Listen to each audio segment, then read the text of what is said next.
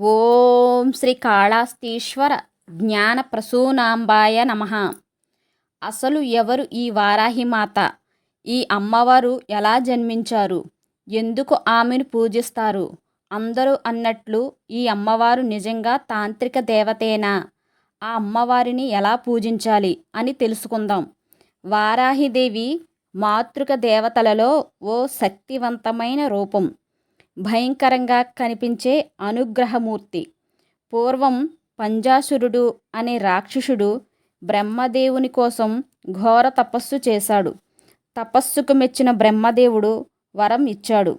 ఆ వర గర్వంతో భూమిని ఆ రాక్షసుడు వణికించసాగాడు. బ్రహ్మదేవుని వరం వల్ల ఆ రాక్షసుణ్ణి సాధారణ దేవతలు సంహరించలేదు. చివరికి ఆ దేవతలు ప్రజలు భయంతో వణుకుతున్నారు. ఇలా పంజాసురుని పీడకు అంతు అన్నది కనిపించలేదు.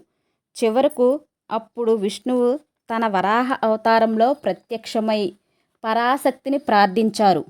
ఓ తల్లి, పంజాసురుని సంహరించి దేవతలను ప్రజలను రక్షించు తల్లి అని ప్రార్థించారు. ఆ క్షణం పరాశక్తి ప్రత్యక్షమై వారాహిమాతగా అవతరించారు. అమ్మ మహాశక్తిగా ప్రత్యక్షమయ్యారు. పంజాసురుడు వారాహిదేవిని చూసి అవహేళన చేశాడు.